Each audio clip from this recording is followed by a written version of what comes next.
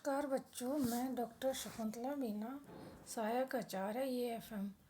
बच्चों, हमने पहले टॉपिक में कृषि की विशेषताएं, उसके महत्व ये देखे थे। आज ये देखेंगे कि कृषि की कितनी विशेषताएं, कृषि की भारतीय अर्थव्यवस्था के लिए कृषि की इतनी ज़्यादा इम्पोर्टेंस है, GDP में भी अपनी महत्वपूर्ण भूमिका निभाती है, बहुत से लोगों को उससे रोज़गार भी मिलता है। फिर भी भारतीय कृषि पिछड़ी हुई क्यों है, इसके कारण देखेंगे। सिंचाई सुविधा का अभाव। भारत में कृषि सिंचाई सुविधाओं का अभाव है। जो सिंचित क्षेत्र है वो जितना उसमें सिंचाई होनी चाहिए उतनी नहीं हो पा रही है। काफ़ी एरिया है जो बिना सिंचित रह जाता है, क्योंकि वहाँ ना तो पानी की सुविधा मिल पाती है ना फसल हो पाती है। और जो भारतीय कृषि है वो ज़्यादातर मानसून पर निर्भर करती है, और और वर्षा अच्छी ना होने के कारण फसल नहीं हो पाती है, जिससे मानसून की अनिश्चितता और अनियमितता बनी रहने के कारण जो कृषि का उत्पादन है जितना होना चाहिए उतना नहीं हो पाता है। नेक्स्ट है प्राकृतिक आपदाएं, यानी कि वर्षा भी समय पर नहीं होती है और प्राकृतिक आपदाएं भी आती रहती हैं। जैसे या तो वर्षा बिल्कुल नहीं होती है या बहुत ज़्यादा होती है, यानी कि अतिवृष्टि होती है, अनावृष्टि होती है, बाढ़ आ जाती है, ज़रूरत से ज़्यादा बारिश आ जाती है, सूखा या फिर बिल्कुल ही बरसात नहीं होती है, सूखा पड़ जाता है, फसल सूख जाती है और किसान को बिल्कुल भी फसल प्राप्त नहीं हो पाती। तो तूफान आ जाता है, फसल नष्ट हो जाती है, ओलों के कारण फसल खेत में पकी हुई फसल पड़ी की पड़ी रह जाती है। शीतलहर और लू के कारण जितनी फसल का प्रोडक्शन होना चाहिए उतना नहीं हो पाता है, यानी कि वो ख़राब हो जाती है। तो आपदाओं के कारण किसी न किसी रूप में जो कृषि का बड़ा हिस्सा है वो प्रभावित होता है, जिससे हमारी जो किसानों द्वारा फसल उगाई जाती है उसका पूरा उन्हें जो कीमत है वो नहीं मिल पाती है, क्योंकि फसल नष्ट हो जाती है। भूसंकलन की समस्या भी एक मेन समस्या है, जिसके कारण जो भूमि है उसका कटाव हो जाता है। भूसंकलन की समस्या होने से, भूमि का कटाव होने से जो उपजाऊ भूमि होती है, जो मिट्टी होती है वो बहकर अन्यत्र चली जाती है, और जो अन्यत्र जाने के कारण जो कृषि उत्पादन है वो कम होता है और किसान को जो इनकम होनी चाहिए वो नहीं हो पाती। और जो इंडस्ट्रीज़ और ये सब खोलने के लिए वनों का भी नष्ट करते जा रहे हैं, उनके अंदर धुंध कटाई हो रही है, भारी वर्षा हो रही है, चारे की भी कमी हो रही है। नेक्स्ट है कीट पतंगे और कृषि रोग। जो फसलें किसान का एक इनकम का महत्वपूर्ण स्रोत है, लेकिन उसमें कीट पतंगे और कृषि और रोग होने से फसल क्या उसकी नष्ट हो जाती है। नष्ट होने से उसको फसल पूरी प्राप्त नहीं हो पाती है। आजकल तो टिड्डियाँ दल और आने लगे हैं, जो टिड्डियाँ दल पूरी की पूरी फसल को चट कर जाते हैं। जिस खेत पर बैठ गए उस फसल को पूरी को चट कर जाते हैं, और किसान की साल भर की कमाई वो खराब हो जाती है। किसानों का ऋणग्रस्त था।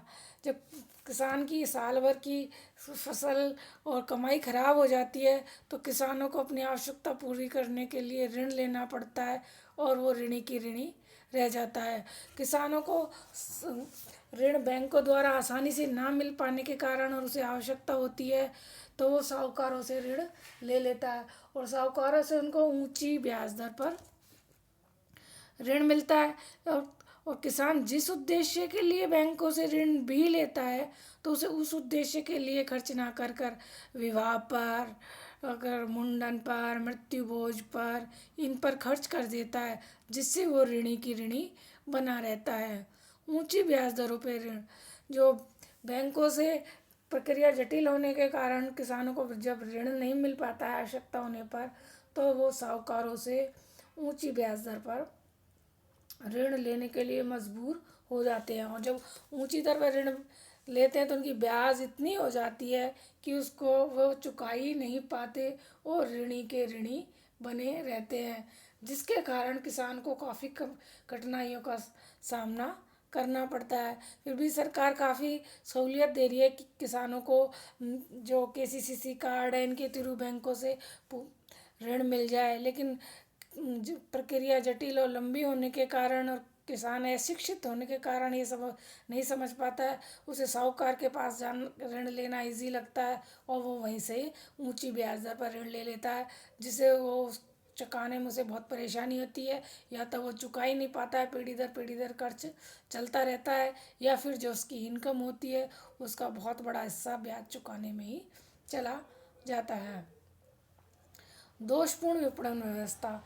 दोषपूर्ण विपणन व्यवस्था के कारण भी किसान को जो फसल का जितना पैसा मिलना चाहिए, जितनी उसकी इनकम होनी चाहिए उतनी नहीं होती, क्योंकि मंडियों की प्रॉपर स्थापना नहीं हुई है, मंडियाँ दूर दूर हैं, जिससे किसान उनको वहाँ तक माल ले जाने में असमर्थ होता है। परिवहन खर्च बहुत ज़्यादा होने के कारण भी किसान वहाँ तक नहीं पहुँच पाता है, और जो बीच में दलाल होते हैं वही किसान की फसल को खरीद लेते हैं, क्योंकि कई बार तो जो साहूकारों को ऋण नहीं चुका पाता है किसान, तो साहूकार किसानों के खेत से ही सीधी फसल उठा लेते हैं, और जिससे किसान को उसकी उपज का पूरा पैसा नहीं मिल पाता जितना उसे मिलना चाहिए। नेक्स्ट है कम पूंजी निवेश। कृषि पे किए जाना वाले पूंजी निवेश में निरंतर कमी होती जा रही है। 11वीं योजना तक 3.7% ही हमारा उस पर खर्च होता था। 12वीं योजना में कुल योजना का 4.7 व्यय किया गया था। ये जो हिस्सा है वो धीरे धीरे कम होता जा रहा है, जिससे जो पूंजी जो कृषि पे जो खर्च होना चाहिए उतना हमारी सरकार उस पर भी खर्च नहीं कर रही है। कृषि संसाधनों का अभाव। भारत में जो कृषि है उसमें विशेष सब तरह की फसलें होती है।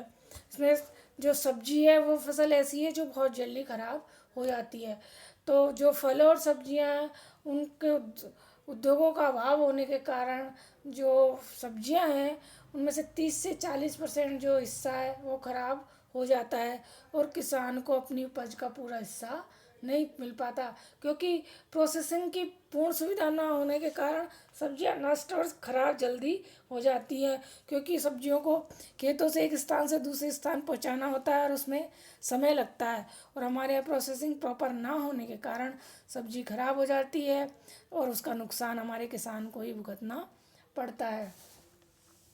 परिवहन सुविधाओं का अभाव। योजनाबद्ध विकास, जो हमारा देश का विकास है वो पंचवर्षीय योजनाओं के माध्यम से होता है।